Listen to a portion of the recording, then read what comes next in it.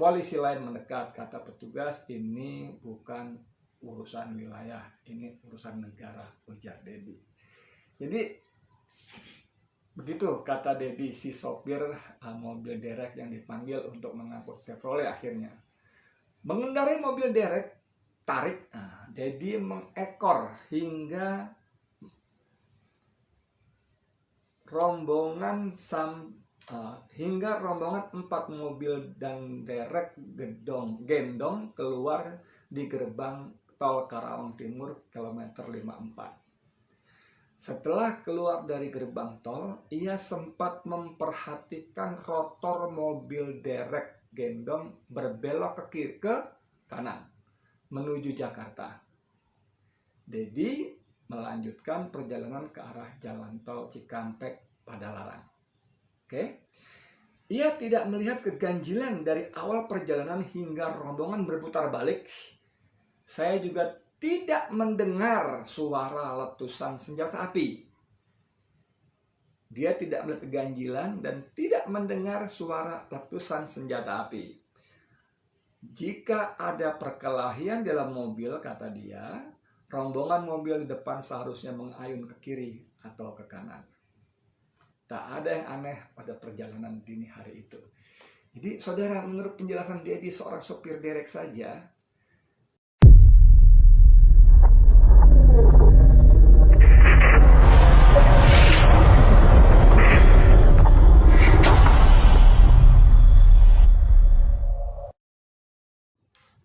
Bismillahirrahmanirrahim. Assalamualaikum warahmatullahi wabarakatuh. Saudara, dengan saya Edi Mulyadi. Saudara sekalian, walaupun sudah lewat sekian hari ya, saya masih terganggu dengan laporan Komnas HAM tentang terbunuhnya 6 laskar anggota FPI oleh polisi di jalan tol Cikampek, Jakarta Cikampek. Menurut saya, betapa tidak, karena kita ketahui akhirnya Komnas HAM mengecewakan dengan laporannya. Dari 6 orang yang tewas itu hanya 4 disebutkan, hanya 4 yang tewas dengan cara pelanggaran HAM, itu pun tanpa embel-embel berat. Jadi pelanggaran HAM saja yang diakui dibunuh dalam perjalanan dari kilometer 50 menuju Jakarta. Karena menurut versi polisi yang akhirnya dibenarkan oleh Komnas HAM, terjadi perlawanan oleh 4 anggota laskar yang dalam mobil, sehingga ditembak. Ya, saya mencoba membayangkan yang bawa mobil itu polisi, ada 4 laskar yang dia melihat 2 temannya tewas. Di dalam mobil itu ada 2 polisi lainnya, jadi 3 orang. Posisinya bagaimana? Satu mobil depan polisi, lalu di belakang ada 4 orang gitu, atau gimana caranya ya? Gimana caranya? Kemudian terjadi ditembak, dan Komnas HAM juga menggunakan istilah tegas dan terukur gitu loh, persis seperti yang dipakai oleh polisi, oleh Kapolda Metro Jaya Fadil Imron pertama kali menyampaikan press conference soal ini pada Senin siang harinya, tanggal 7 Desember. Saya benar-benar terganggu. Bayangan ya, ada di Tempo saja, saya bacakan saja. Ini ada kalimat-kalimat begini: peristiwa di kilometer 50 juga belum terlalu terang. Saat tiba di rest area, Dedi melihat ke-4 anggota laskar yang hidup tengkurap di belakang mobil Chevrolet. Ia melihat 2 tubuh anggota lain dipenuhi darah, tapi mereka terlihat bergerak. Jadi si sopir derek ini melihat ada 2 tubuh yang dipenuhi darah tapi terlihat bergerak. Saat itu Dedi tidak mengetahui mereka adalah anggota FPI. Petugas mengatakan itu penangkapan teroris, kata ucapnya. Kemudian kalimat berikutnya, Dedi mengklaim dia satu-satunya saksi yang berada paling dekat dengan para korban. Ia melihat dari dekat tubuh Andi Oktavian, salah satu anggota laskar yang duduk di jok kiri depan, terkulai dengan bola mata nyaris keluar. Hasil forensik menyebut Andi tertembak di bagian mata dan dada sebanyak 3 tembakan. Forensik menyebut Andi tertembak di bagian mata dan dada 3 tembakan. Sebanyak Dedi mengaku tak melihat ada luka tembak di dada. Oke. Sebelum mengevakuasi mobil Chevrolet, menurut Dedi, bersama suasana sekitar area singgah tampak mencekam. Para pedagang di sekitar lokasi dilarang mendekat dan memotret. Ini sama dengan yang saya temukan kesaksian oleh pemilik warung di sekitar lokasi di rest area kilometer 50. Sama penjelasannya ya. Kemudian para pedagang di sekitar lokasi dilarang mendekat dan memotret. Sama seperti yang saya dengar juga. Jalur masuk rest area ditutup petugas, mereka bahkan melarang polisi dan polisi lain mendekat. Kata petugas, ini bukan urusan wilayah, ini urusan negara, ujar Dedi. Jadi begitu kata Dedi, si sopir mobil derek yang dipanggil untuk mengangkut Chevrolet akhirnya.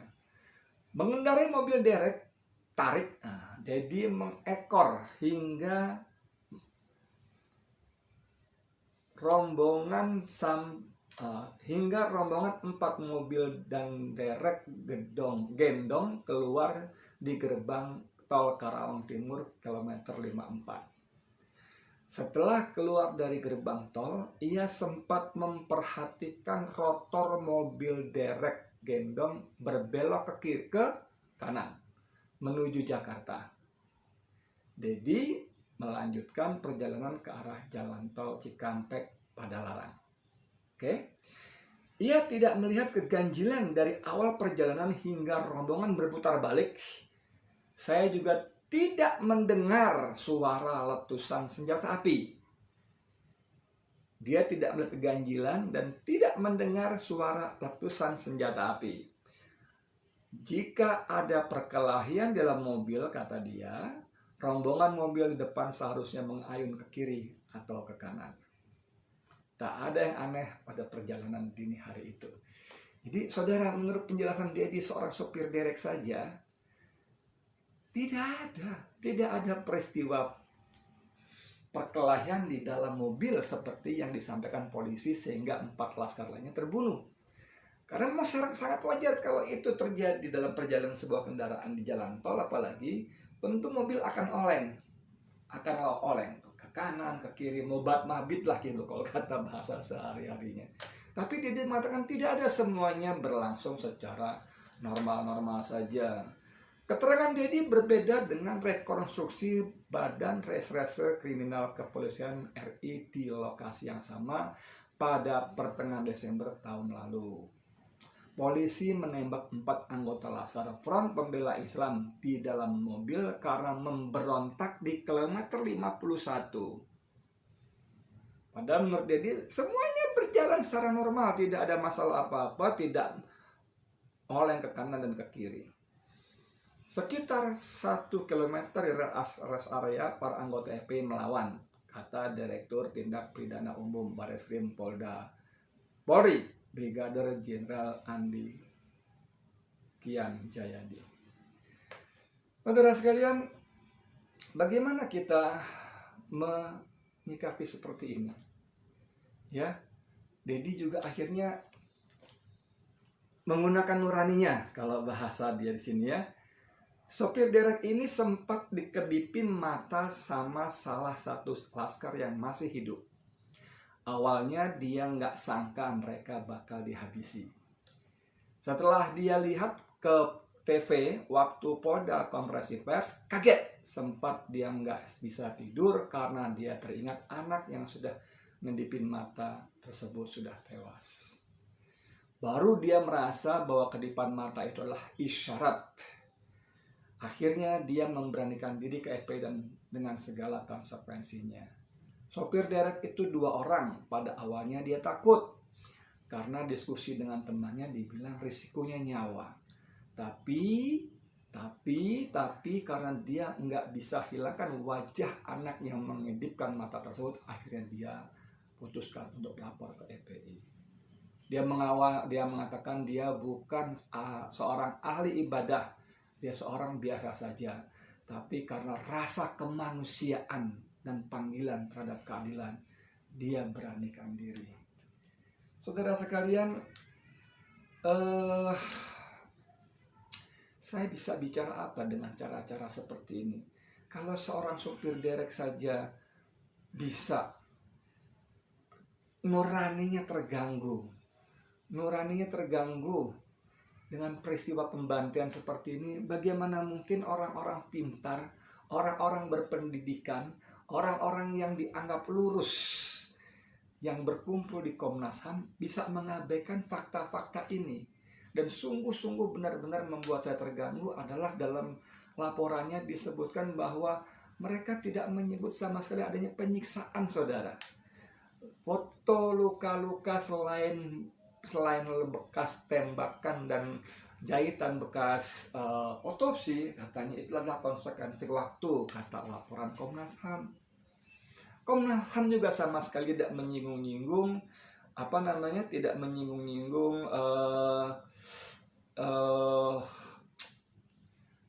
otopsi. Kenapa harus diotopsi? Padahal prosedur yang baku, otopsi itu harus mendapat persetujuan dari keluarga korban. Dan itu tidak ada persetujuan sama sekali. Dan foto-foto yang beredar menyebutkan jahitan bekas otopsi itu sangat mengerikan, melintang dari atas ke bawah. Saudara sekalian, saya benar-benar terganggu. Bagaimana mungkin Komnas HAM tidak menyebut ini penyiksaan? Ini ya, saya bacakan saja ya anak-anak ini ya. Atau Andi Oktavian mengalami bengkak dan lebam pipi bagian kiri, luka tembak di mata kiri, 3 luka tembak di bagian kiri, kulit bagian punggung melepuh, lecet di bagian kepala sekitar 5 cm, kulit bagian pantat melepuh. Ini penyiksaan. Ini penyiksaan, dan yang disiksa itu pasti masih hidup sebelum meninggal. Di mana itu yang sempat kemarin beredar istilah penyebutan rumah penyiksaan yang kemudian dibantah habis-habisan oleh Komnas HAM. Faiz Ahmad Syukur mengalami lebam di bagian kening, 2 luka tembak di kiri, 1 di atas puting, 1 di bawah puting. Ada warna kehitaman di luka tembak yang menurut para ahli forensik, luka kehitaman itu adalah residu mesiu yang ditembakkan dari jarak amat dekat. Luka tembak di paha kanan, jahitan di bagian leher, luka tembak di tangan kiri. Muhammad Reza mengalami pipi dan kening bengkak, lebam, dan menghitam. Ini kenapa? Ini pukulan benda keras, saudara. Lalu tangan kiri melepuh, darah masih keluar dari bekas luka di bagian belakang, dan kemaluan bengkak dan melepuh. Ini penyiksaan, semua penyiksaan. Tidak mungkin hanya karena proses waktu. Karena proses mereka dibunuh pada tanggal 6 atau 7 dini hari, kemudian hari Selasa atau Rabu sudah diterima jenazahnya di Petamburan. Maksimal 2 hari, tidak serusak itu secara normal. Dan kerusakan yang disebut karena proses waktu tidak seperti ini. 5. Lutfi Hakim mengalami hampir semua kulit belakang melepuh. 4 luka tembak berdekatan di dada kiri, bekas lubang menghitam, kemaluan bengkak dan melempuh. 6. Ahmad Sopyan alias Ambon mengalami 2 luka tembak di dada kiri, kemaluan bengkak dan melepuh. Ini penyiksaan. Bagaimana mungkin Komnas HAM tidak menyebut sama sekali ada penyiksaan? Hanya disebutkan proses waktu. Hanya disebutkan proses waktu saja. Bagaimana mungkin ceritanya bisa begitu? Wahai Khairul Anam dan kawan-kawan, apa yang terjadi dengan kalian? Kalau Dedi seorang sopir mobil direct saja, nuraninya tersentuh. Dia tidak bisa melupakan wajah anak yang mengedipkan mata, memberi isyarat pada dia. Kalian orang-orang terhormat, orang-orang pandai, bisa mengabaikan fakta-fakta begini rupa. Astagfirullahaladzim. Sungguh sulit terima akal sehat saya. Saya kira nurani siapapun yang mengetahui foto-foto yang beredar, kemudian belakangan pada juga video-video pendeknya, itu akan sangat terganggu dengan laporan Komnas HAM yang hanya menyebut 4 tewas, itu pun dengan pelanggaran HAM saja, bukan berat. 2 lainnya tewas karena baku tembak. Yang sampai hari ini pun FPI mengatakan dari awal tidak ada mereka bersenjata api, baik rakitan maupun senjata organik biasa, pabrikan. Tidak ada begitu. Tidak bisa berbuat apa-apa kita, karena semua ada pada mereka. Kekuasaan ada pada mereka, aparat birokrat pada mereka, semua dana-dananya semua ada pada mereka. Yang kita bisa lakukan hanya berdoa. Berdoa semoga Allah membukakan situasi kebenaran dengan terang benderang, dan semoga Allah menghukum para pelakunya, para pemberi perintahnya. Kezaliman ini harus dihentikan, saudara.